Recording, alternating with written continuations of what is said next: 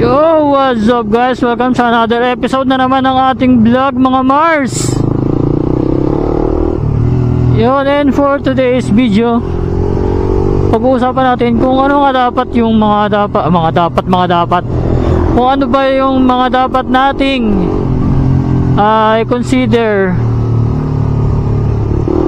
kung tayo ay kukuha ng kung tayo ay kukuha ng hulugang motor, no?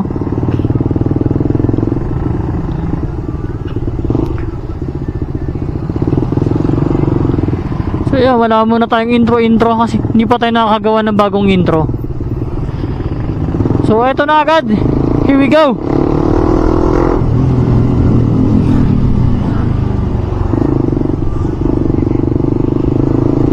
Siyempre una-una nating kukonsider dyan siyempre yung ating personality. Yung grabe. Dahil lang yung motor ay extension ng iyong pagkatao. Yun. Talaga naman. Wow. Gaya din yan ng kotse pare.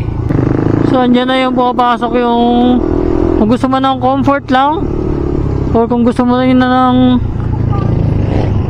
panghanap buhay. Syempre ayan, mga scooter natin dyan, mga underbone.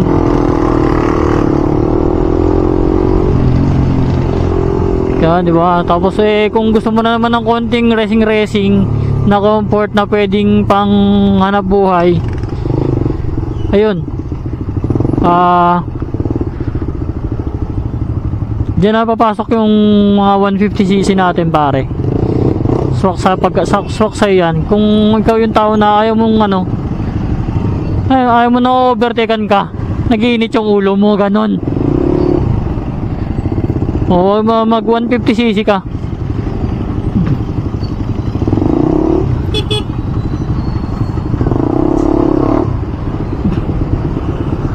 What is up with this? By traffic naman. So yun na, mag 150cc ka na boss pag ganon.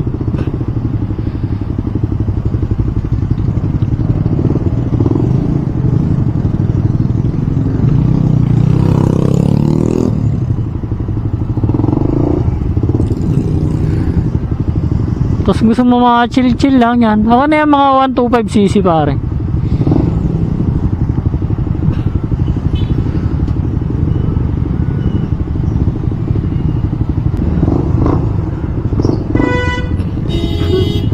Ang ina, sige nagago. Yung ako na yung mga 125cc natin dyan na scooter. Diba, gusto mong comfort lang, piga ka lang ng piga, yun, kuha ka ng 150cc, 125cc pare. Mga ganunan lang gusto mo. Chill lang, pwede rin panghanap buhay, pang angkas, joyride, ganyan. Move it.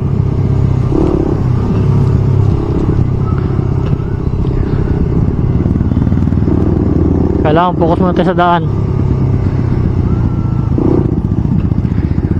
Ito. Pero pa isa nasa isip ko na hindi ko mabanggit.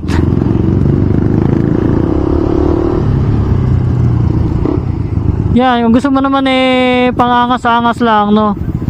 Yun, kuha ka ng pare, mga sniper, yun. Raider, mga ganun.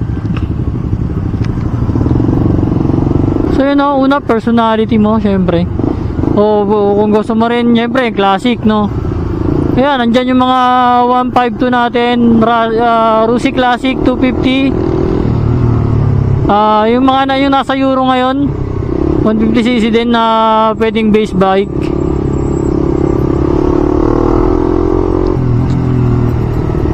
Yan, pa-modify or YTX, ganyan, na pwede rin i-modify as classic or coffee racer, yan.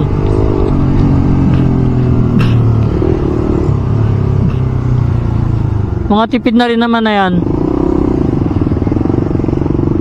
And syempre, ano, do your research pa rin, pare.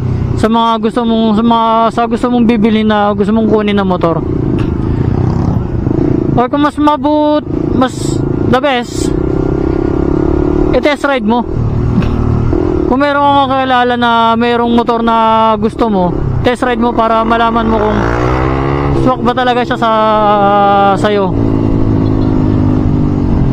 For your daily rides and yun, panganap buhay, di ba? Or baka magbago pa yung isip mo kasi hindi yun yung gusto mo, di ba? So yun, mas maganda na ma-test ride mo. Itong motor ko, hindi ko siya na-test ride pero I have my research. Wow, grabe, in English. Do my research. Bahala na kayo dyan, pukungin lang yan. Basta nag-research ako tungkol dito sa ano na to, sa motor na to. Kaya nung binili ko siya, hindi talaga ako nung naghulugan ako nito, hindi talaga ako nagsisi. Kasi I got what I expecting.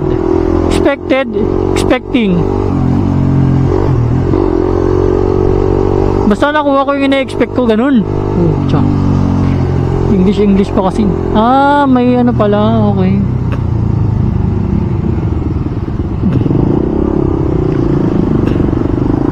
Nakuha yung in-expect kong hatak. Performance.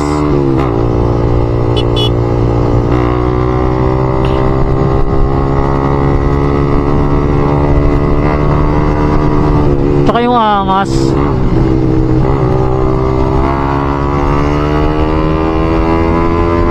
And fuel efficiency, yun. Nakuha ko lahat. Kahit 150cc siya, tipid pa rin.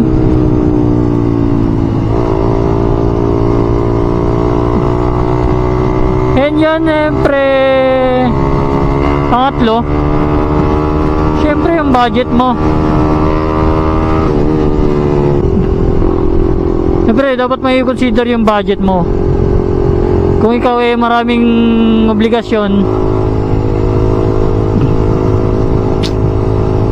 kunyari may hinuhulog, nangungupahan ka, ganyan.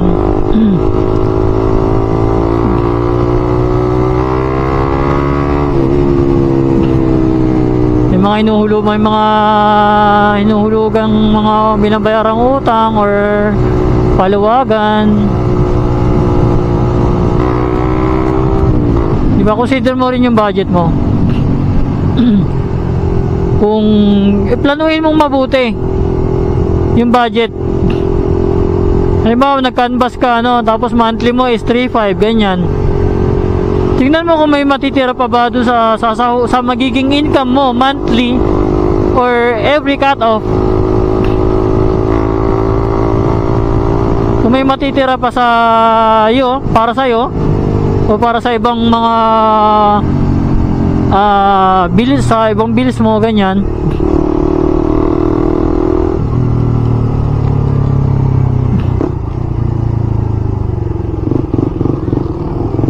Kasi hindi porket naghulugan ka ng motor, yun na yun.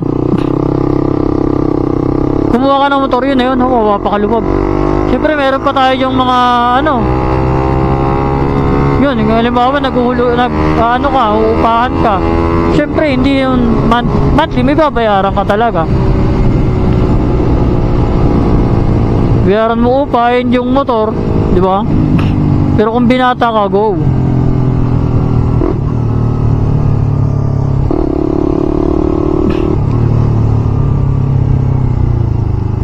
Pero syempre, dapat meron kang pang maintenance. May matitira sa'yo para sa sarili mo at para sa motor. May pang maintenance ka dapat.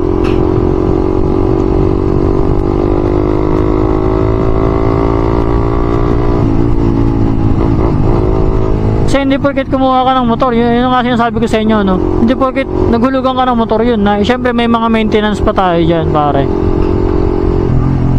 Andyan yung kung manual or semi-automatic yung motor mo, syempre may dyang mas common natin, syempre change oil, di ba? And kung may mga biglang sira, at least may mahuhugot ka na pera, hindi ka na mangungutang ulit.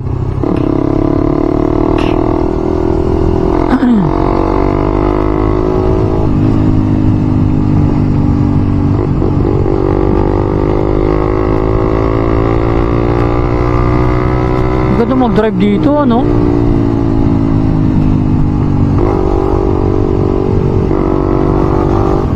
Yun, lagi mong isipin yung budget mo. May matitira sa'yo or sa pang maintenance mo, ganyan.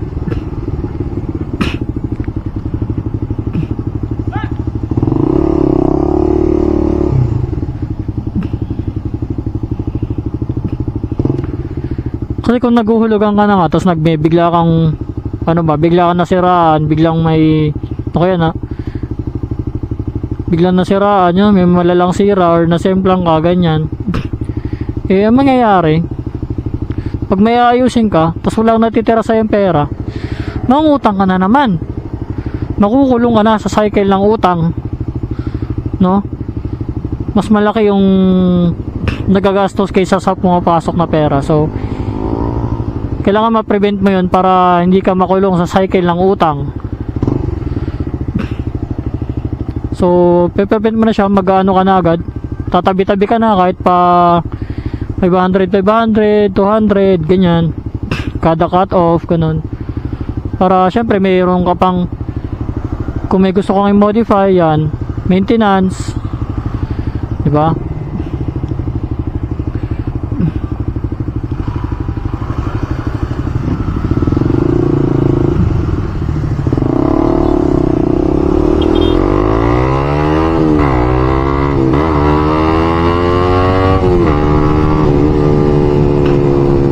And nga pala guys, bago ang ating pipe, bago ang aking canister. Ang sarap ng tunog ng ring rev match, papong baliw. So yun personality, siyempre research mo, tapos budget.